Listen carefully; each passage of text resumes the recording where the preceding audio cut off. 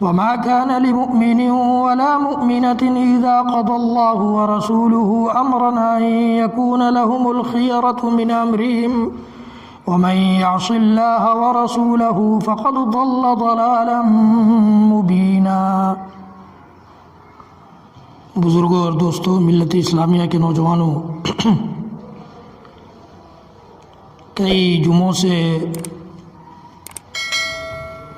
خطبے کا سلسلہ سورہ احزاب کی اس آیت نمبر 36 کی روشنی میں چل رہا ہے، جس میں اللہ رب العالمین نے قرآن پر ایمان رکھنے والوں کو یہ پیغام دیا ہے کہ کسی مومن مرد، کسی مومن عورت کے لیے، یعنی کسی بھی مسلمان، چاہے وہ مرد ہو یا عورت، اس کے لیے اللہ اور اس کے رسول کے حکم کے آنے کے بعد گنجائش باقی نہیں رہتی کہ وہ اس حکم کو چاہے تو مانے چاہے تو نہ مانے۔ کسی مسلمان کے لیے یہ قرآن کہتا ہے۔ ہم اور آپ جس کو چاہے مسلمان سمجھیں، جس کو چاہے مسلمان نہیں سمجھیں، کافر قرار دیں۔ ہمارے علماء اسٹیجوں سے بیٹھ کر کے، منبر و محراب سے کھڑے ہو کر کے جس کو چاہے کافر کہہ دیں، لیکن یہ قرآن کا پیغام ہے، عرش والے کا پیغام ہے، ہم کو اور آپ کو پیدا کرنے والے کا پیغام ہے، ہمیں اور آپ کو اسلام کی دولت سے نوازنے والے کا پیغام ہے۔ جس نے اسلام کی دولت دی ہے اسی نے اسلام سے نکل جانے کا کیا اسباب بھی بتائے ہیں کہ کس کس چیز سے انسان اسلام سے نکل جائے گا، اور اسی نے اسلام کو کس طرح سے ہم اپنے دل و دماغ میں اور اپنی زندگی میں مقام دیں گے اور اس کی جڑوں کو مضبوط کریں گے، یہ بھی بتایا ہے۔ تو اللہ رب العالمین نے اس آیت میں یہ پیغام دیا ہے کہ کسی بھی مومن مرد، کسی بھی مومن عورت کے لیے یہ گنجائش باقی نہیں رہتی کہ جب اللہ اور اس کے رسول کا حکم آ جائے، فیصلہ آ جائے، تو وہ اس کو مانے چاہے نہ مانے۔ اور پھر فرمایا کہ وَمَن يَعْصِ اللَّهَ وَرَسُولَهُ فَقَدْ ضَلَّ ضَلَالًا مُبِينًا، اللہ اور اس کے رسول کے حکم کے آنے کے بعد اگر کوئی نہیں مانتا ہے تو یہی نافرمانی ہے، یہی معصیت ہے۔ اور اللہ تعالیٰ نے فرمایا کہ جو ایسا کرے گا، اللہ اور اس کے رسول کے حکم کو نہیں مانے گا، اللہ اور اس کے رسول کے حکم کے بعد بھی منمانی کرے گا، تو وہ کھلی ہوئی گمراہی میں ہوگا۔ یہ قرآن کہتا ہے۔ قرآن کو اختیار ہے، چونکہ قرآن اللہ کا کلام ہے، اسے اختیار ہے کہ وہ جسے چاہے مومن کہے اور جسے چاہے گمراہ کہے۔ یعنی یہ کام کر کر کے اگر اللہ تعالیٰ کے پاس ہم پہنچتے ہیں تو ہم مومن قرار پائیں گے، مسلمان قرار پائیں گے، اور یہ کام اگر کر کے پہنچیں گے اللہ تعالیٰ کے ہاں تو ہم گمراہ قرار پائیں گے، اسلام کی دولت سے خالی ہاتھ پہنچیں گے۔ یہ اللہ تعالیٰ نے قرآن پاک میں مختلف مقام پر مختلف اندازوں میں، چونکہ ہم لوگ قرآن نہیں پڑھتے، ہمارا سماج قرآن سے بہت دور ہے، بہت دور ہے، سوائے میلاد کے میں سمجھتا ہوں کہ قرآن وہ کبھی سن بھی نہیں پاتے ہوں گے، اتنی توفیق نہیں ہوتی ہوگی، اللہ ماشاء اللہ، اللہ تعالیٰ جس کو توفیق دے۔ آج ہر ہاتھ میں موبائل ہے، وہ جس وقت چاہے، جب چاہے قرآن سن سکتا ہے، قرآن کا ترجمہ سن سکتا ہے، اور دینی لیکچرز سن سکتا ہے، دینی پیغامات سن سکتا ہے جب چاہے۔ لیکن مسئلہ توفیق کا ہے، جب تک اللہ رب العالمین کی توفیق انسان کو نہیں ملتی ہے وہ کوئی نیکی کر ہی نہیں سکتا ہے۔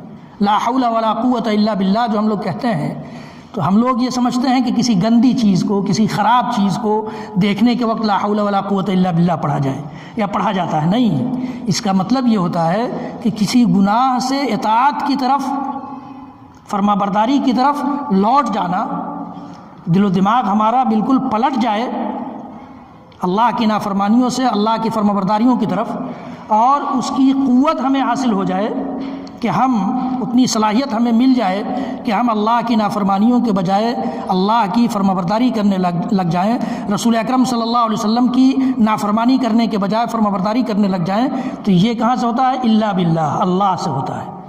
تو اللہ سے توفیق مانگنا ضروری ہے۔ اللہ تعالی ہم سب کو قرآن پاک کے پیغامات کو سمجھنے، سننے، جاننے کی توفیق عنایت فرمائے۔ بڑی اہم چیز ہے یہ قرآن جو اللہ تعالیٰ نے ہمیں اور آپ کو دیا ہے، یہ بہت بڑی دولت ہے۔ ہم اس سے محروم ہیں، اس دولت سے صحیح معنوں میں فائدہ اٹھانے سے، صحیح معنوں میں فائدہ اٹھانے سے اس دولت سے ہم محروم ہیں۔ جس دن مسلمان قرآن کے قریب آ جائیں گے، اپنے رب کے قریب بھی آ جائیں گے، اپنے رسول کے قریب بھی آ جائیں گے۔ اس لیے کہ یہ قرآن رب کی قربت کا راستہ دکھلاتا ہے اور رسول کی رحمت تک پہنچنے کا راستہ دکھلاتا ہے، کہ کس طرح یہ پتہ چلے، کس طرح آدمی کو احساس ہو کہ رسول نے اپنی زندگی میں رحمت کس طرح سے بکھیری ہے، کس طرح سے ساری مخلوقوں کو، انسان ہی نہیں ساری مخلوقوں پر آپ نے مہربانی اور شفقت کا برتاؤ کس طرح سے کیا ہے۔ یہ کب پتہ چلے گا؟ جب قرآن پڑھیں گے۔ قرآن کہتا ہے انک لعلی خلق عظیم، انک لعلی خلق عظیم، اخلاق کا جو سب سے اونچا مرتبہ ہو سکتا ہے، جو سب سے اونچی چوٹی ہو سکتی ہے، اس مرتبے اور اس چوٹی پر اے نبی آپ فائز ہیں، آپ وہاں تک پہنچے ہوئے ہیں۔ یہ کب پتہ چلے گا؟ جب قرآن پڑھیں گے۔ اسی طرح سے قرآن جب پڑھیں گے تو معلوم ہوگا کہ اللہ تعالیٰ کے نزدیک انسان کے اسلام کی قدر و قیمت اسی وقت تک ہے جب تک وہ اللہ کی بات مانتا رہے، رسول اکرم صلی اللہ علیہ وسلم کی بات مانتا رہے۔ ورنہ دنیا کا ہر انسان کہے کہ ہم اسلام کو مانتے ہیں، اسلام کو مانتے ہیں، اسلام کو مانتے ہیں، تو مانتا رہے۔ اسلام نازل کرنے والے کے حکم کے مطابق اسلام کو نہیں مانا جائے گا تو ماننے سے کیا ہوتا ہے، یا دعویٰ کرنے سے کیا ہوتا ہے؟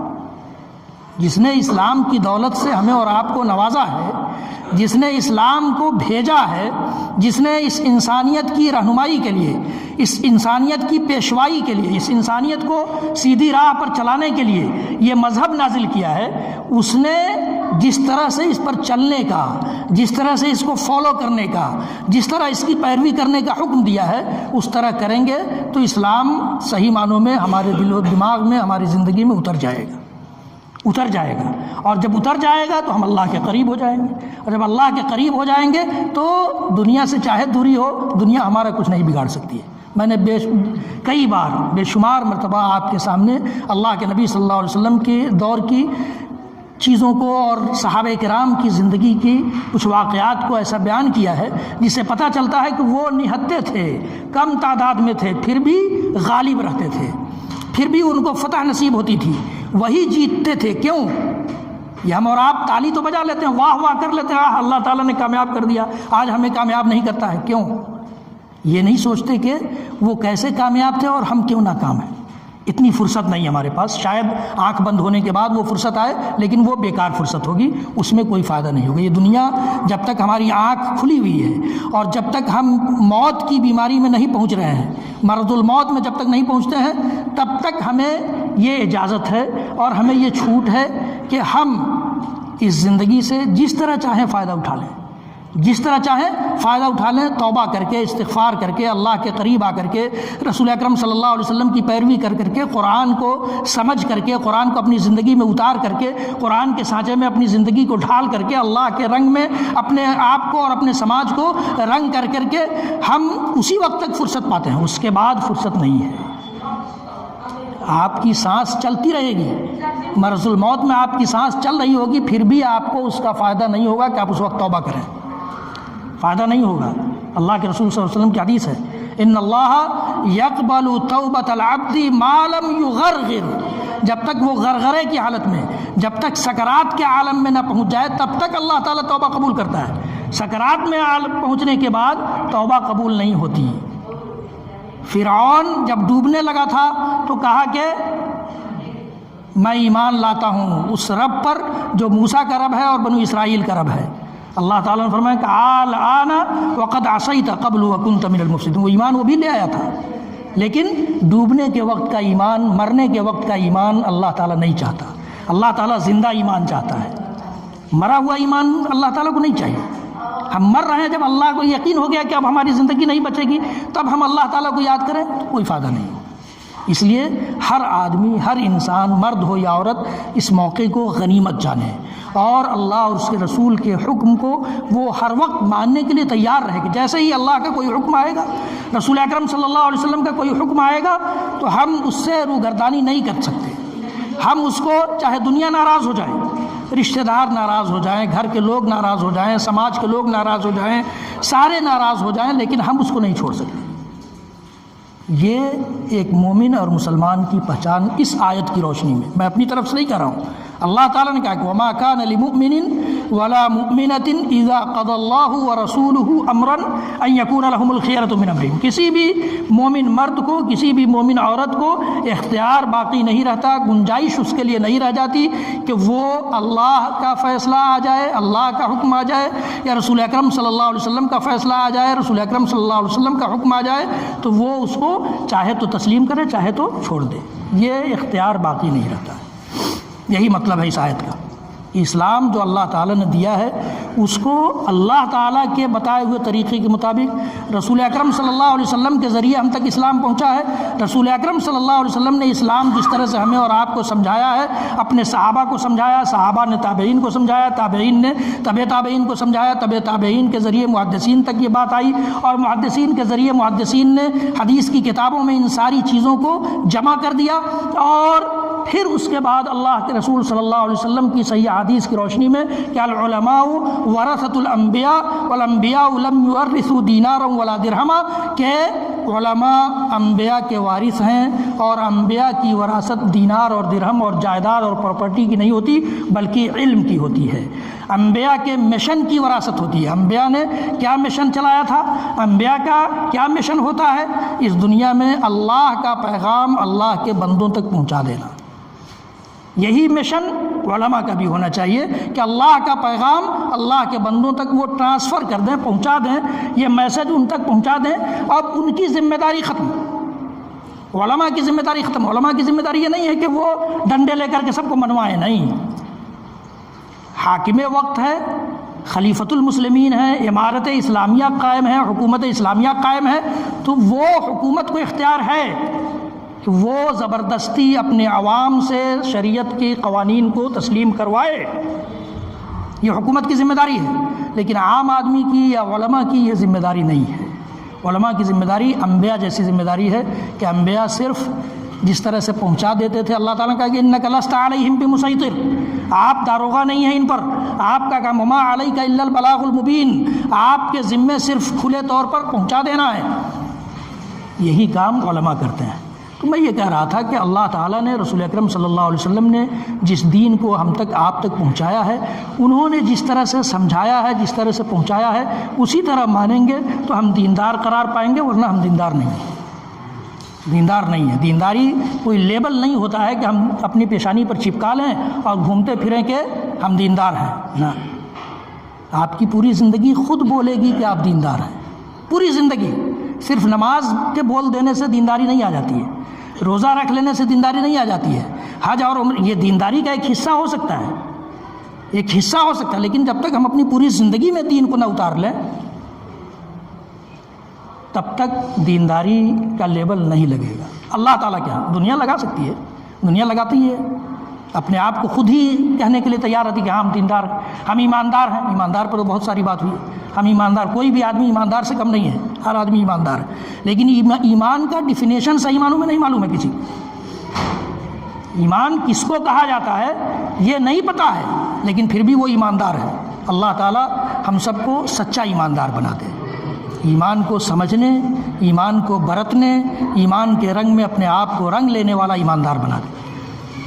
تو اللہ تعالیٰ کا یہ فیصلہ کہ کوئی مومن مرد، کوئی مومن عورت جب تک اللہ اور اس کے رسول کے حکم کو نہیں مان لے وہ معصیت اور نافرمان قرار پائے گا، معصیت کرنے والا، نافرمانی کرنے والا قرار پائے گا، اور وہ کھلی ہوئی گمراہی میں ہوگا۔ آپ دیکھیے اس سلسلے میں بہت ساری حدیثیں اللہ کے نبی صلی اللہ علیہ وسلم کی زندگی کے اور آپ کے بعد کے ادوار کے صحابہ کرام، ابو بکر صدیق رضی اللہ تعالیٰ عنہ، حضرت عمر بن الخطاب رضی اللہ تعالیٰ عنہ اور دیگر صحابہ کی بات آئی اس سے پہلے۔ اللہ کے نبی صلی اللہ علیہ وسلم کے دور میں ایک اور واقعہ پیش آیا، اسی طرح سے جمعہ کا خطبہ ہو رہا تھا، اور عبداللہ بن مسعود رضی اللہ تعالیٰ عنہ بہت ہی قریبی صحابی اللہ کے نبی صلی اللہ علیہ وسلم، خادم الرسول ہیں، لوٹا لے کر کے ہمیشہ بیٹھے رہتے تھے کہ اللہ کے رسول کو جب پانی کی ضرورت ہوگی تو ہم لا کے دیں۔ عبداللہ بن مسعود رضی اللہ تعالیٰ عنہ ایک مرتبہ اتفاق سے جمعہ کے دن پیچھے رہ گئے، نہیں آ پائے، لیٹ سے آئے، تو لیٹ سے آئے تو اللہ کے نبی صلی اللہ علیہ وسلم کسی کو کہہ رہے تھے اجلس، بیٹھ جا، عربی زبان میں اجلس کا مطلب ہوتا ہے سٹ ڈاؤن، بیٹھو۔ تو عبداللہ بن مسعود رضی اللہ تعالیٰ عنہ مسجد کے گیٹ پر تھے، ان کے کان میں آواز پڑی کہ اللہ کے رسول کہہ رہے ہیں بیٹھ جا، وہیں بیٹھ گئے، وہیں بیٹھ گئے۔ صحیح مسلم کی روایت ہے یہ. وہیں بیٹھ گئے. اللہ کے نبی صلی اللہ علیہ وسلم نے کہا کہ عبداللہ میں نے تم سے بیٹھنے کے لیے نہیں کہا, تمہاری جگہ یہاں ہے, تم یہاں آؤ, اگلی صف میں آؤ. یہ عبداللہ بن مسعود رضی اللہ تعالیٰ عنہ کی پیروی دیکھیے اللہ کے نبی صلی اللہ علیہ وسلم. اللہ کے نبی صلی اللہ علیہ وسلم کی پوری زندگی, آپ نے اپنی زندگی میں اپنی بیٹیوں کی شادیاں کیں, صحابہ کرام کی شادیاں کی. شادیوں کے لیے نمونہ ہم کیوں نہیں لیتے ہیں وہاں سے, کیوں نہیں لیتے ہیں؟ اور جب کوئی مسئلہ ایسا آ جاتا ہے تو اس پر واویلا مچاتے ہیں. خوب مزے لے کر کے اس ہفتے میں سنا گیا ہے اس ویڈیو کو جو کسی لڑکی کے خودکشی کا ویڈیو ہے. خوب مزے لے کر لوگوں نے سنا ہے اور افسوس بھی کیا ہے. لیکن کیا اس افسوس کی وجہ خود ہم نہیں ہیں, وہ سننے والا نہیں ہے؟ ہم میں سے ہر شخص ذمہ دار ہے. مان لیجیے آج وہاں وہ واقعہ ہو گیا, کل یہاں بھی ہو سکتا ہے. ہم بھی اس کے سبب بنتے ہیں, ہمارا سماج نہیں بنتا. ہمارے یہاں کے اخبارات اور ہمارے یہاں کی نیوز ان چیزوں سے نہیں بھرے پڑے رہتے ہیں. اس کا ذمہ دار کون ہے؟ الا وکلکم مسئول عن رعیتہ, کلکم مسئول وکلکم مسئول عن رعیتہ. تم میں سے ہر شخص ذمہ دار ہے اور ہر شخص سے اس کی ذمہ داریوں کے بارے میں اللہ تعالیٰ پوچھے گا. نہ آسان معاملہ نہیں ہے. اللہ کے نبی صلی اللہ علیہ وسلم نے بچوں کی تربیت کرنے کو کہا ہے. کیوں؟ تاکہ بچے دنیا میں مشکل سے مشکل ترین وقت آ جائے اس کو فیس کر سکیں, اس کا مقابلہ کر سکیں. یہ بزدلی کا ثبوت ہے کہ انسان اپنے آپ کو مار لے, اپنی جان ہی گنوا لے. نہیں, شریعت اس کی اجازت نہیں دیتی ہے. اللہ تعالیٰ کی دی ہوئی نعمت ہے جان. یہ جان, یہ زندگی اللہ تعالیٰ کی دی ہوئی نعمت ہے. اللہ کے رسول صلی اللہ علیہ وسلم نے دعا سکھلائی, دعا کی کہ اگر یہ دنیا ہمارے لیے خیر کے حساب سے نیکیوں میں بڑھوتری کے لیے ہماری زندگی ہے تو اس زندگی کو بڑھا دے, اور اگر برائیوں میں زیادتی کے لیے برائیاں بڑھ جائیں تو ایسی زندگی سے ہم کو محفوظ کر لے, بچا لے. ایسی زندگی ہمیں نہیں چاہیے. کہ اللہ کے رسول دعا کرتے تھے. اللہ کے رسول صلی اللہ علیہ وسلم نے فرمایا کہ کوئی موت کی تمنا نہیں کرے, کوئی بھی انسان موت کی تمنا تک نہیں کر سکتا ہے. اللہ کے رسول صلی اللہ علیہ وسلم نے فرمایا ہاں اگر وہ بہت زیادہ اس زندگی سے تنگ آ گیا ہے, بہت زیادہ پریشان ہے, تو وہ یہ کہہ سکتا ہے کہ اللہ میرے لیے اگر زندگی بہتر ہے تو زندہ رکھ, اور اگر موت بہتر ہے تو موت دے دے. اتنی گنجائش ہے. تو موت, اپنے آپ کو موت دے لے انسان, مار لے, یہ اسلامی شعار نہیں ہے. اسلام کا اللہ کے نبی صلی اللہ علیہ وسلم نے تو یہاں تک فرمایا کہ اس دنیا میں جو انسان جس چیز سے خودکشی کرے گا, لوہے سے مار کر کے, چھری مار کر کے, یا جلا کر کے, ڈوب کر کے, اسی قسم کی سزا جہنم میں اس کو ملے گی. جہنم میں اسی طرح سے وہ ہمیشہ کرتا رہے گا. اپنے آپ کو مارے گا, وہاں تو موت آنی نہیں ہے, مارے گا, تکلیف اٹھائے گا, پھر ٹھیک ہو جائے گا, پھر مارے گا. یہ اللہ کے نبی صلی اللہ علیہ وسلم نے فرمایا. ایک شخص, ایک صحابی جہاد کرتے ہیں, اور جہاد کرتے کرتے بہت سارے لوگوں کو قتل کرتے ہیں, اور اسی درمیان ان کو زخم لگ جاتا ہے, اور پھر وہ کہیں مردہ پائے جاتے ہیں. تو صحابہ نے کہا کہ یہ تو جنتی ہو گیا. اللہ کے رسول صلی اللہ علیہ وسلم نے فرمایا کہ تمہیں کون سا اختیار ہے کہ تم جنتی کہہ سکتے ہو کسی کو؟ صحابی ہیں. ہم لوگ تو فوراً سرٹیفکیٹ دے دیتے ہیں کہ جنت, یہ جہنم, یہ جنت, یہ جہنم. ہمارے ہاں یہ رواج ہے. لیکن اللہ کے رسول نے منع کیا کہ نہیں, تمہیں یہ اختیار نہیں ہے کہ تم کسی کو جنتی قرار دو, کسی کو جہنمی قرار دو. تمہیں پتہ ہے وہ اپنے زخم سے تنگ آ کر کے, پریشان ہو کر کے, اس کے پاس جو ہتھیار تھا اس ہتھیار پر خود اپنے آپ کو ڈال کر مرا ہے, خودکشی کیا ہے اس نے. تو یہ اپنے بچوں کو سکھلانا ہوگا. یہ دنیا ہے, دنیا میں خوشحالی بھی ہوتی ہے, تنگحالی بھی ہوتی ہے. دنیا میں مصیبتیں بھی آتی ہیں, پریشانیاں بھی آتی ہیں, آسانیاں بھی ہوتی ہیں. بچوں کو کون بتائے گا؟ ہماری آپ کی ذمہ داری ہے. اور پھر بچوں کو یہ بتایا جائے کہ پریشانیوں کے اوقات میں, مصیبتوں کے اوقات میں, مشکلات کے اوقات میں صبر کرنا ہے. آپ کو میں نے وہ واقعہ سنایا تھا اس بڑھیا کا جو مرگی کے دورے کی مریض تھی. اللہ کے نبی صلی اللہ علیہ وسلم کے پاس آتی ہے اور کہتی ہے کہ اللہ کے رسول مجھے مرگی کا دورہ آتا ہے بار بار, دعا کر دیجئے اللہ تعالیٰ سے کہ اللہ تعالیٰ مجھے اس سے شفا دے دے, نجات دے دے. تو اللہ کے رسول صلی اللہ علیہ وسلم نے فرمایا کہ اگر تم صبر کر لیتی تو میں تمہارے لیے جنت کی ضمانت دیتا ہوں. صبر اتنی بڑی چیز ہے. اس بڑھیا نے کہا کہ ٹھیک ہے, میں صبر کرنے کے لیے تیار ہوں, میری بیماری کے لیے دعا مت کیجیے, لیکن میں بیمار، مجھ کو جب دورہ آتا ہے تو کہیں جہاں کہیں رہتی ہوں، کبھی کپڑا کوئی بدن سے ہٹ گیا، کبھی مطلب جو ڈھکنے کی جگہ ہیں، جسم، عورت کا جسم پورا ڈھکنے کی جگہ ہے، تو وہ کپڑا ہٹ جاتا ہے، اس کے لیے دعا کر دیجئے کہ میں بے پردگی مجھے نہ ہو۔ مسلمان عورتوں کے لیے آج کی تاریخ میں اس میں بھی ایک سبق ہے۔ یہ کیسے پتہ چلے گا؟ جب ان تک یہ پیغام پہنچے گا۔ آپ میں سے ہر آدمی جا کر اپنے گھر میں بتائے گا کہ آج اس قسم کی حدیث گزری ہے۔ وہ کتنی بوڑھی عورت تھی، بوڑھی عورت تھی، اور بیماری کی حالت میں وہ کہہ رہی کہ اللہ کے رسول یہ دعا کر دیجئے کہ بیماری کا دورہ جب مجھ پر آئے تو میرا جسم نہ کھلے۔ دعا کرا رہی ہے اللہ تعالیٰ سے، اور ہم خود کھول کر گھوم رہے ہیں۔ یہ کون سا اسلام ہے؟ یہ ہمارا آپ کا بنایا ہوا اسلام ہے۔ اللہ تعالیٰ ایسا اسلام نہیں چاہتا ہے۔ اللہ تعالیٰ تو کہتا ہے اسی صورت میں، جس صورت کی روشنی میں گفتگو چل رہی ہے، خطبے کا سلسلہ چل رہا ہے، اسی صورت میں آگے چل کر کے اللہ تعالیٰ نے فرمایا کہ یا ایھا النبی قل لازواجک وبناتک ونساء المؤمنین یدنین علیہن من جلابیبہن ذلک ادنی ان یعرفن فلا یؤذین وکان اللہ غفورا رحیما۔ نبی، آپ اپنی بیٹیوں سے، آپ اپنی بیویوں سے اور مسلمان عورتوں سے کہہ دیجئے، مسلمان عورتوں سے کہہ دیجئے کیا؟ کہ وہ جب باہر نکلیں اپنے گھروں سے تو ایسے چادر میں اپنے آپ کو لپیٹ کر نکلیں کہ دنیا اس بات کی شہادت دے، دنیا اس بات کی گواہی دے کہ کوئی عزت دار عورت جا رہی ہے، عزت دار عورت جا رہی ہے، اور پھر ان کو تکلیف نہ پہنچائی جائے۔ یہ اللہ تعالیٰ نے کہا ہے۔ اللہ تعالیٰ ہمارے مزاج سے واقف ہے، ہماری طبیعت سے واقف ہے، اور ہمیں کس طرح سے اسلام فالو کرنا ہے اس کو وہ بتا رہا ہے۔ اس بڑھیا نے، میں یہ کہہ رہا تھا کہ صبر بہت بڑی چیز ہے، تو بچوں کو بتایا جائے کہ صبر بہت بڑی چیز ہے۔ اللہ کے نبی صلی اللہ علیہ وسلم کی زندگی میں کتنی مصیبتیں آئیں، کتنی پریشانیاں آئیں، اور ان ساری پریشانیوں پر آپ نے صبر کا مظاہرہ کیا۔ صحابہ کرام کی زندگی کو دیکھ لیجیے، جان تک لوگوں نے گنوا دی اسلام کی خاطر۔ یہ صبر بہت بڑی چیز ہے۔ یہ بچوں کی تربیت اس پر کی جائے، اور فیصلہ لیا جائے کہ اللہ کے رسول صلی اللہ علیہ وسلم نے جس طرح سے اپنے بچوں کی شادیاں کی ہیں، اپنی بچیوں کی شادیاں کی ہیں، اپنے صحابہ کی شادیاں کی ہیں، صحابیات کی شادیاں کی ہیں، اس طرح سے ہم شادیوں کو کریں گے، اور سارے رسوم و رواج سے، سارے بدعت و خرافات سے۔ اب میں آپ کو تعجب ہوگا کہ ایک بہت بڑے عالم ہیں مظفر پور کے، ان کا خطبہ بھی ہوتا ہے مسجد میں۔ ان کے یہاں سے میرے یہاں کارڈ آیا تو اس کارڈ کے ساتھ ایک الگ سے پرچی لگی ہوئی تھی، ہلدی فلاں تاریخ کو، انا للہ و انا الیہ۔ اب وہ نکاح بھی پڑھاتے ہیں، نکاح کا خطبہ بھی دیتے ہیں، نکاح میں تقریر بھی کرتے ہیں۔ مجھے سن کر تعجب ہوا کہ ایک عالم جب یہ کرے گا تو عوام کیا کرے گی؟ عوام کیا کرے گی؟ یہ رونے کا مقام ہے۔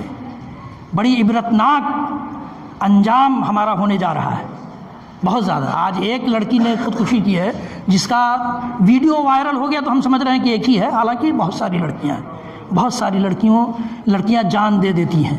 اس کے ہم ذمہ دار ہیں، اس کے ہم ذمہ دار ہیں۔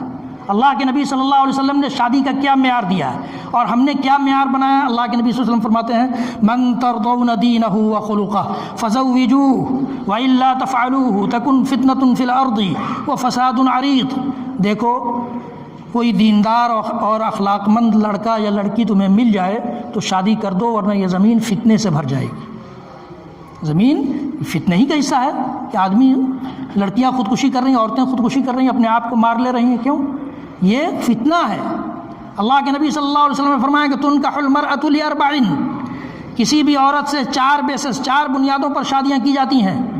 لجمالہا، کچھ لوگ خوبصورتی دیکھتے ہیں، ولمالہا، کچھ لوگ مال دیکھتے ہیں، ولحسبہا، کچھ لوگ فیملی دیکھتے ہیں کہ کتنے اونچے خاندان کی لڑکی ہے، ولدینہا، اور کچھ لوگ دین دیکھتے ہیں، دین بھی دیکھتے ہیں۔ فاصفر بذات الدین تربت یداک، اللہ کے رسول فرماتے ہیں کہ تمہارے ہاتھ خاک آلود ہوں، تم لوگ دیندار عورت اور دیندار بچی کو ترجیح دے کر کے کامیابی تک پہنچ جاؤ۔ الدنیا کلھا متاع وخیر متاع الدنیا المرأة الصالحہ، اللہ کے رسول فرماتے ہیں کہ دنیا نام ہی ہے سامان کا، دنیا میں ہر چیز سامان ہے، انسان کی زندگی کو گزارنے کا سامان ہے دنیا، اور سب سے بہترین سامان اس دنیا میں جو ایک انسان حاصل کر سکتا ہے وہ نیک بیوی ہے، نیک بیوی اللہ کے رسول فرماتے ہیں کہ سب سے قیمتی سرمایہ ہے ایک انسان کے لیے اس دنیا میں۔ اللہ کے نبی صلی اللہ علیہ وسلم کے دور میں بہت ساری شادیاں ہوں۔ یہ جو آیت میں نے پڑھی اس کے شان نزول میں بھی اتفاق ہے کہ اس کے شان نزول میں بھی بہت سارے مفسرین نے ایک واقعہ درج کیا ہے، جو امام احمد بن حنبل رحمۃ اللہ علیہ نے اپنے مسند میں اس کو درج کیا ہے کہ اللہ کے رسول صلی اللہ علیہ وسلم کے دور میں ایک صحابی تھے جلیبیب رضی اللہ تعالیٰ عنہ۔ جلیبیب بہت زیادہ اسمارٹ نہیں تھے، بہت خوبصورت نہیں تھے، لیکن صحابی تھے۔ صحابیت کا شرف سنیں گے آپ کو معلوم ہے، آپ سن چکے ہیں اس ممبر سے، لیکن صحابیت کا شرف یہ ہے کہ اللہ کے رسول کہتے ہیں کہ صحابہ کے بعد آنے والی ساری مخلوق، سارے انسان میں سے کوئی ایک انسان دنیا کا سب سے جو نیک ترین انسان ہو، وہ بھی اگر پہاڑ کے برابر سونا خرچ کرے، احد پہاڑ کے برابر سونا خرچ کر دے، تو ان کے ایک مد 200-250 گرام کے خرچ کیے ہوئے کے برابر نہیں پہنچ سکتے۔ صحابہ کا یہ مقام ہے۔ ہر صحابی، چاہے وہ چھوٹا صحابی ہو چاہے بڑا صحابی کہا جاتا ہے، یہ بھی ایک معلوم ہونا چاہیے۔ صحابی ہم لوگ سمجھتے ہیں کہ اللہ کے رسول کے ساتھی، اللہ کے رسول کے ساتھی ابو طالب بھی تھے، صحابی نہیں تھے وہ۔ ابو طالب بھی تو ساتھ رہتے تھے، صحابی نہیں تھے۔ اللہ کے رسول صلی اللہ علیہ وسلم کے ساتھ رہنے کے ساتھ ساتھ ایمان بھی لائے ہوں اور ایمان ہی کی حالت میں ان کی وفات بھی ہوئی ہو، تب صحابی ہیں۔ تو صحابیت کا شرف بہت بڑا شرف ہے۔ جلیبیب رضی اللہ تعالیٰ عنہ سے اللہ کے رسول نے کہا کہ تم شادی کیوں نہیں کرتے؟ کہا کہ اللہ کے رسول مجھ سے کون شادی کرے گا، نہ میرے پاس مال ہے اور نہ میں خوبصورت ہوں، لوگ تو اسی کو اپناتے ہیں۔ کہا کہ جاؤ فلاں انصار صحابی کے دروازے پر دروازہ کھٹکھٹانا اور ان کو کہنا کہ رسول اکرم صلی اللہ علیہ وسلم نے تمہیں سلام بھیجا ہے، اور جب وہ سلام کا جواب دے لے تب ان کو بتانا کہ اللہ کے رسول صلی اللہ علیہ وسلم نے یہ حکم دیا ہے تمہیں کہ تم اپنی بچی کی شادی مجھ سے کر دو۔ وہ صحابی جلیبیب رضی اللہ تعالیٰ عنہ، اللہ کے رسول کا حکم تھا، جانا ہی تھا، گئے، دروازہ کھٹکھٹایا، سلام کیا اور کہا کہ اللہ کے رسول صلی اللہ علیہ وسلم نے تم لوگوں کو سلام بھیجا ہے۔ خوشی کا ماحول بن گیا، سب لوگ خوش ہو گئے کہ اللہ کے رسول نے سلام بھیجا ہے، بہت بڑی بات ہے۔ اس کے بعد کہا کہ اللہ کے رسول صلی اللہ علیہ وسلم نے ایک حکم بھی دیا ہے تمہیں۔ کیا حکم دیا ہے؟ کہ تم اپنی بچی کی شادی مجھ سے کر دو۔ اب وہ خوشی غم میں بدل گیا۔ وہ صحابی گئے، کہا کہ اچھا رکو تم، میں اپنی اہلیہ سے گفتگو کر لوں، مشورہ کر لوں۔ گھر میں گئے، بیوی نے کہا کہ کیا بات کرتے ہیں، ایسے ہی انسان سے، ایسے نوجوان سے میری بچی کی شادی ہوگی؟ ایسا ہو ہی نہیں سکتا ہے، جس کے پاس نہ مال ہے نہ خوبصورتی ہے، ایسا کیسے ہو سکتا ہے؟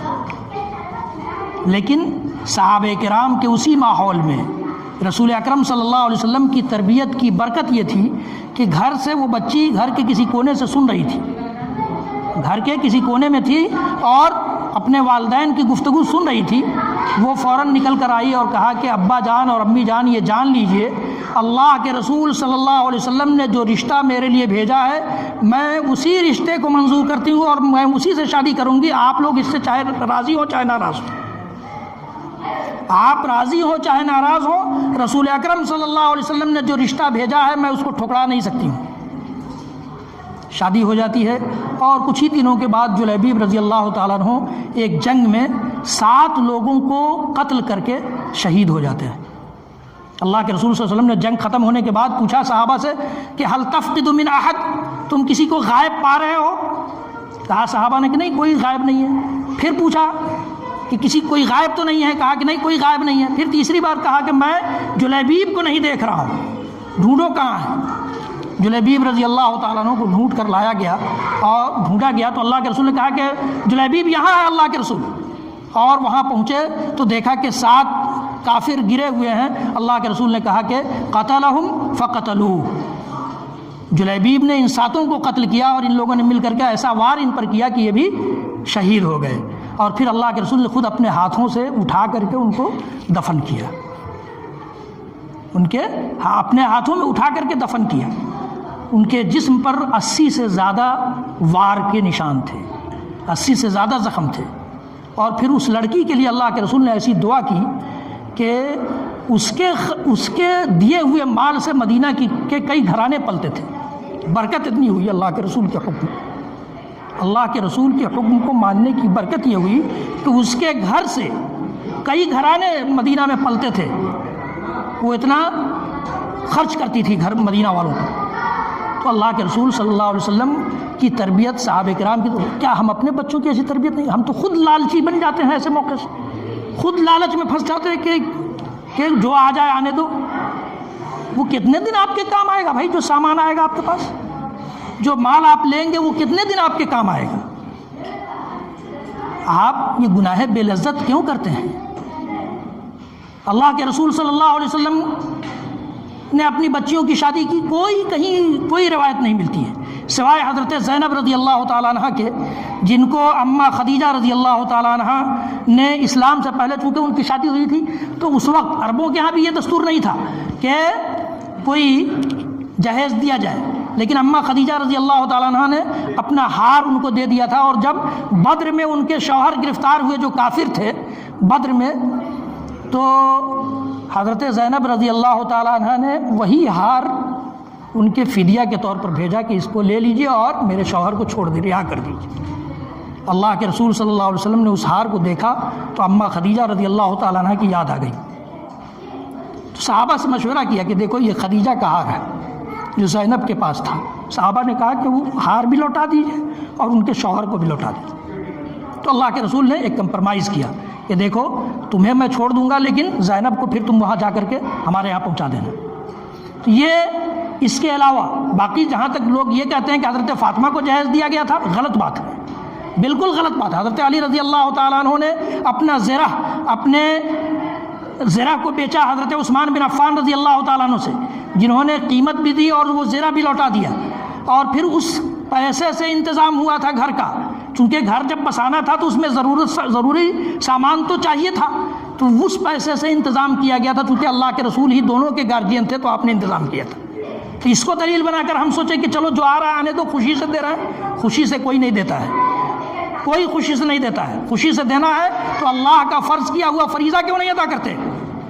اللہ تعالیٰ نے کہا ہے کہ یوصیکم اللہ فی اولادکم للذکر مثل حظ الانثیین. اللہ تعالیٰ تمہیں حکم دیتا ہے تمہاری اولاد کے بارے میں کہ تمہارے بیٹوں کے لیے ڈبل ہے اور تمہاری بیٹیوں کے لیے ایک گہرا حصہ ہے. وراثت میں کیوں شریک نہیں کرتے؟ اس وقت کیا ہم پر پہاڑ ٹوٹ پڑتا ہے؟ اللہ نے کہا ہے، جس کے بیان کرنے کے بعد کہا ہے کہ فریضۃ من اللہ، اللہ کی جانب سے یہ فرض کیا ہوا ہے. یہ وراثت ہمیں یاد نہیں آتی، جہیز یاد رہتا ہے، خوشی سے دے رہے ہیں. کیسی خوشی ہے بھائی؟ کس بات کی خوشی ہے؟ وراثت سے اپنے آپ کو بچانے کے لیے، چھٹکارا پانے کے لیے یہ کام کیا جاتا ہے.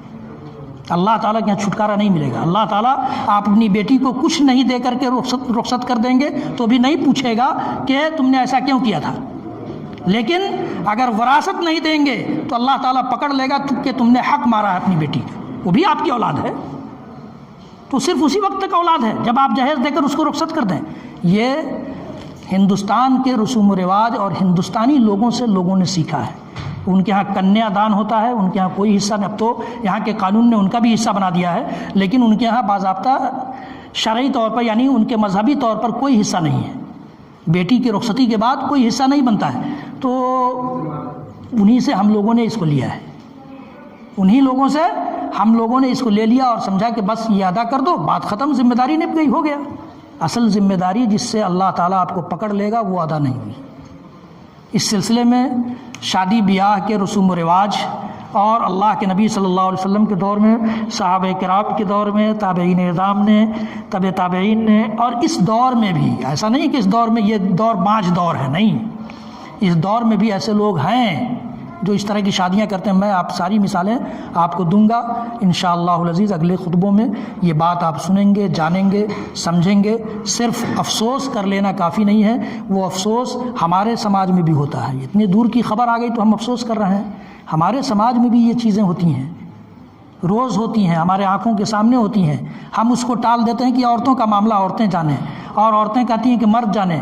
اللہ تعالیٰ کے ہاں نہ تو عورتوں پر ٹال سکتے ہیں، نہ عورتیں مرد پر ٹال سکتی ہیں. اللہ تعالیٰ نے تو عورتوں پر آپ کو حاکم بنایا ہے. کیسے حاکم ہیں آپ؟ کیا آپ یہ کہہ کر اپنا پلہ جھاڑ لیتے ہیں کہ عورتوں کا معاملہ ہے، آپ کا معاملہ نہیں ہے؟ گھر کے اتنے بڑے بڑے فیصلے عورتیں کر لیں، آپ کچھ نہیں اس میں رول ادا کرتے ہیں. انا للہ و انا الیہ، اگر یہ واقعی سچ ہے تو انا للہ پڑھیے، اور اگر سچ نہیں ہے، جھوٹ ہے، تو دنیا والوں کے سامنے آپ بچ جائیں گے، اللہ رب العالمین کے سامنے نہیں بچیں گے. اللہ تعالی ہم سب کو کہنے سننے سے زیادہ عمل کی توفیق بخشے. اقول قولی ھذا واستغفر اللہ لی ولکم ولسائر المسلمین من کل ذنب ومن کل خطیئہ فاستغفروہ وتوبوا الیہ ان ربی کان غفورا رحیما.